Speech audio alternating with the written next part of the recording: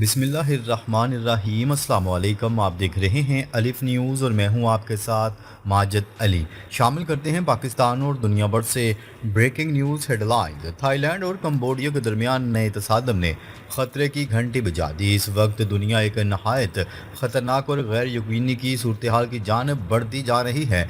पहले यूक्रेन की जंग, फिर फ़लस्तीन और इसराइल, लबनान, शाम और ईरान, यमन और अब थाईलैंड और कंबोडिया की जंग। जी हाँ, एक नया महाज खुल चुका है। सिर्फ 24 घंटे के अंदर थाईलैंड और कंबोडिया की सरहद पर शदीद झड़पों का आगाज़ हो चुका है, जिनमें कई शहरी और फौजी मारे जा चुके हैं। दोनों ममालिक एक दूसरे पर रॉकेट हमले और फौजी तनसीबात पर हमले के इल्ज़ाम आयद कर रहे हैं। असल मसला एक मुतनाज़ा कदीम मंदिर है। यह मंदिर दोनों ममालिक के दरमियान एक सदी पुराने सरहदी तनाज़ा का हिस्सा है, जो 2008 में इस वक्त शिद्दत अख्तियार कर गया जब कंबोडिया ने इस मंदिर को यूनेस्को का सकाफती विरसा करार दिलवाया था। थाईलैंड ने इस पर शदीद एहतजाज किया और तब से दोनों ममालिक के दरमियान कशीदगी बरकरार रही। लेकिन अब सूरत हाल बहुत ज़्यादा संगीन हो चुकी है। सरहद पर फौजी शबबंदी, मिसाइल, ड्रोन हमले और एक दूसरे पर तजारती पाबंदियाँ, ये सब कुछ इस बात की निशानदही कर रहा है कि ये महज एक मकामी तनाज़ा नहीं रहा, बल्कि आलमी सतह पर जंगी माहौल को मज़ीद गर्म करने के लिए एक कड़ी बन चुका है। न्यूज़ रिपोर्ट के मुताबिक ये सब कुछ इत्तफाकिया हो रहा है। Ukraine, Israel, Iran, Pakistan, Bharat, Taiwan और अब थाईलैंड और कंबोडिया, हर तरफ जंग के बादल मंडला रहे हैं। माहिरीन, रूहानी पेशगोइयाँ और आलमी ताकतें सब इस बात पर मुत्फिक नजर आ रहे हैं कि दुनिया शायद किसी बड़ी तबाही की तरफ बढ़ रही है। खबर के अगले हिस्से में बात करते हैं। न्यूज़ रिपोर्ट के मुताबिक इसराइल किसी भी वक्त यमन पर एक बड़ा और फैसला कुन हमला करने जा रहा है। इसराइली एयरफोर्स मुकम्मल तैयार है। सिर्फ वजीर आजम नेतन्याहू के ग्रीन सिग्नल का इंतजार है और इस हमले का दुरानिया सिर्फ 12 मिनट होगा। जी हाँ, इसराइली हुकाम का कहना है कि जैसे उन्होंने ईरान पर 12 मिनट के ऑपरेशन में न्यूक्लियर साइंसदानों और फौजी क़यादत को निशाना बनाया था, वैसा ही ऑपरेशन अब यमन में किया जाएगा। इस ऑपरेशन में यमन की क़यादत, तर्जमान और अहम तनसीबात को हदफ बनाया जाएगा।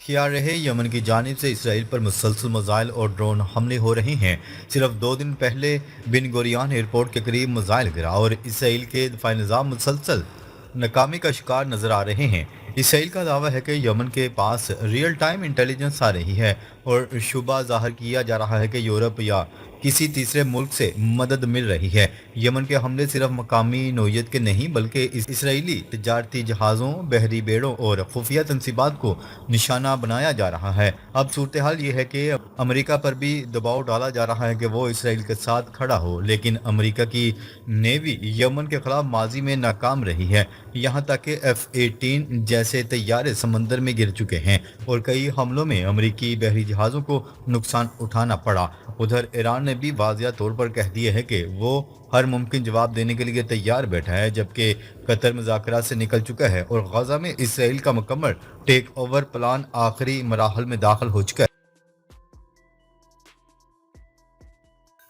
खबर के अगले हिस्से में बात करते हैं गजा जंगबंदी मुज़ाकरात। अमेरिका और इसराइल ने अपने वफूद वापस बुला लिए। गैर मुल्की खबरसां इदारे की रिपोर्ट के मुताबिक अमेरिका और इसराइल ने जुमेरात को गजा में जंगबंदी के हवाले से कतर में होने वाले मुज़ाकरात से अपने वफूद वापस बुला लिए। इसराइली वज़ीर आज़म के दफ्तर के मुताबिक गुज़िश्ता रोज़ हमास की जानिब से जंगबंदी मुआहदे पर अपना जवाब जमा करवाने के बाद मुज़ाकरात कार मशावरत के लिए वापस बुलाए गए हैं। खबरसां एजेंसी की रिपोर्ट के मुताबिक अमरीकी नुमाइंदा खसूस स्टीव विक्टोफ का कहना है कि साल्सों ने बहुत कोशिशें की, लेकिन हमास की नेक नियति और गजा जंगबंदी की ख्वाहिश नज़र नहीं आई। अब हर यरगमाली को वापस लाने और गजा के अवाम के लिए मुस्तकिल माहौल मुतबादल तरीकों पर गौर करेंगे। इसराइली वज़ीर-ए-आज़म नेतन्याहू ने इससे कबल कहा था कि इनकी हुकूमत अब भी जंगबंदी की ख्वाह है। उन्होंने भी इल्ज़ाम लगाया कि हमास जंग के खात्मे में रुकावट बन रही है। याद रहे कि सालसीन गुज़िश्ता 2 हफ्तों से ज़ायद अरसे से दोहा में इसराइल और हमास के वफूद के दरमियान मुज़ाकरात में मसरूफ़ रहे, लेकिन मुज़ाकरात में कोई बड़ी पेशरफ्त हासिल ना हो सकी। हमास ने गुज़िश्ता रोज़ मौजूदा जंगबंदी मुआहिदा मंजूर करके अपना जवाब सालसों को जमा करवाया था। खबरसां एजेंसी से बात करते کرتے ہوئے ایک فلسطینی ذرائع نے بتایا ہے کہ حماس نے اپنے جواب میں امداد کی رسائی ان علاقوں کے نقشوں جہاں سے اسرائیلی فوج کو انخلا کرنا ہے اور جنگ کے مستقل خاتمے کی ضمانتوں سے متعلق شقوں میں ترامیم کی تجاویز دی تھیں۔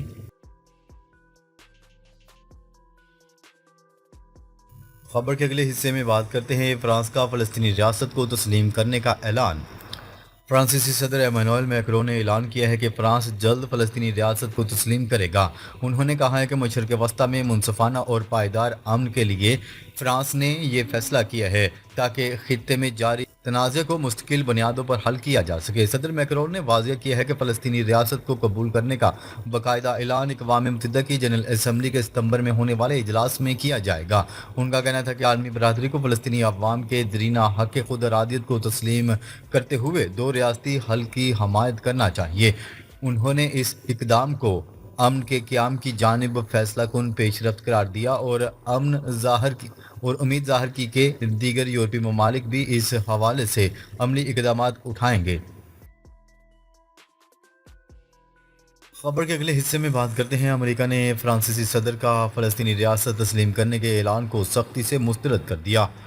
امریکہ نے فرانسیسی صدر ایمانوئل میکرون کا فلسطینی ریاست تسلیم کرنے کے اعلان کو سختی سے مسترد کر دیے ہے۔ امریکی وزیر خارجہ مارکو روبیو کا کہنا تھا کہ صدر میکرون کا یہ فیصلہ حماس کے پراپیگنڈے کو بڑھاوا دینے، حماس کی خدمت کرنے کے مترادف اور 7 اکتوبر کے متاثرین کے منہ پر تمانچہ ہے۔ دوسری طرف اسرائیلی وزیر اعظم نتن یاہو نے بھی فرانسیسی صدر میکرون کے فیصلے کی شدید مذمت کرتے ہوئے کہا ہے کہ یہ فیصلہ ناقابل قبول ہے۔ اس کے علاوہ دوسری جانب فلسطینی اتھارٹی اور حماس نے صدر ایمانوئل میکرون کے فرانس کے فلسطینی ریاست کو تسلیم کرنے کے اعلان کا خیر مقدم کیا۔ سعودی وزارت خارجہ نے بھی ایمانوئل میکرون کے اعلان کو قابل تحسین قرار دیتے ہوئے کہا کہ امید ہے دیگر ممالک بھی اس سمت میں قدم بڑھائیں گے۔ نیوز رپورٹ کے مطابق سعودی عرب اور فرانس 28 تا 29 جولائی کو دو ریاستی حل سے متعلق بین الاقوامی کانفرنس کی میزبانی کریں گے، تاہم امریکہ نے کانفرنس میں شرکت نہ کرنے کا اعلان کیا ہے۔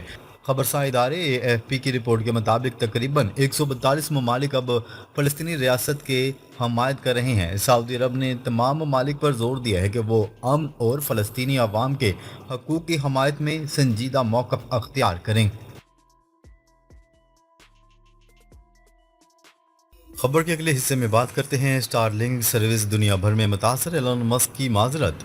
اسپیس ایکس کی satellite internet service star link کو دنیا بھر میں بڑی بندش کا سامنا ہے، جس کے باعث امریکہ، کینیڈا اور یورپ کے کئی ممالک میں صارفین کو شدید مشکلات کا سامنا ہے۔ اسٹار لنک کے بانی ایلن مسک نے سروس کی بندش پر معذرت کرتے ہوئے کہا ہے کہ ٹیم مسئلہ حل کرنے کے لیے مسلسل کام کر رہی ہے۔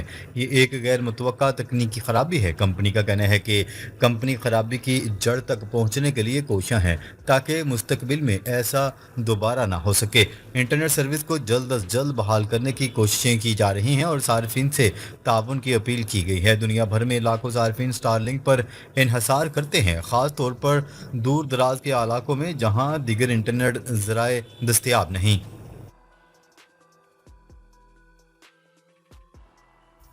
خبر کے اگلے حصے میں بات کرتے ہیں army chief general Asim Munir کی چین میں اعلیٰ سیاسی و عسکری قیادت سے ملاقاتیں۔ Field marshal general Asim Munir نے دورہ چین میں اعلیٰ سیاسی و عسکری قیادت سے ملاقاتیں کی، جس میں چین کی جانب سے پاکستان کی مستقل حمایت کرنے پر اظہار تشکر کیا گیا۔ پاک فوج کے شعبہ تعلقات عامہ ISPR کے مطابق سپہ سالار Pakistan field marshal general Asim Munir نے عوامی جمہوریہ چین کا اہم سرکاری دورہ کیا، جس میں انہوں نے چین کی اعلیٰ سیاسی اور عسکری قیادت سے ملاقاتیں کی۔ یہ ملاقاتیں پاکستان اور چین کے درمیان آہنی اسٹریٹجک شراکت داری کے عزم کو مزید مستحکم کرنے کا باعث بنے گی۔ فیلڈ مارشل عاصم منیر نے چینی نائب صدر اور وزیر خارجہ وانگ ای سے علیحدہ ملاقاتیں کی، جن میں خطے اور عالمی سیاسی منظرنامے کی بدلتی ہوئی صورتحال، چین پاکستان اقتصادی راہداری کے تحت روابط کے مضبوط اور مشترکہ جیوپولیٹیکل چیلنجز سے نمٹنے کی مربوط حکمت عملی پر تفصیلی تبادلہ خیال کیا گیا۔ ناظرین، اب تک کے لیے اتنا ہی۔ مزید خبریں لے کر بہت جلد آپ کی خدمت میں حاضر ہوں گے۔ تب تک کے لیے اپنا خیال رکھیے گا۔ اللہ نگہبان۔